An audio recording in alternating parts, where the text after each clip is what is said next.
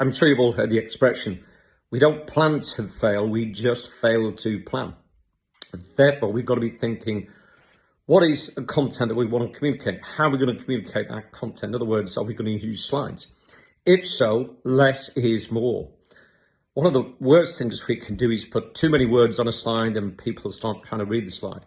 Far better to have minimal points on the slide with some graphics to help communicate what it is we're going to be talking about. And as we've talked about in a previous video, we then talk around those key points.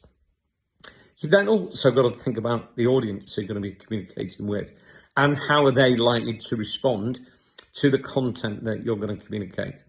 And just consider the environment that you're going to be communicating. In other words, what kind of layout for the room? Do we want cabaret style tables or do we want people sat around a boardroom table? If we've got the option, we really need to spread people out so that we can make it far more engaging. You then also need to think about whether you run a question and answer session at the end or during the presentation. Some people like to engage with their audience whilst presenting. For others, you might find that stops you focusing on the content. So we need to communicate that up front. We need to let people know that we will have a Q&A session at the end.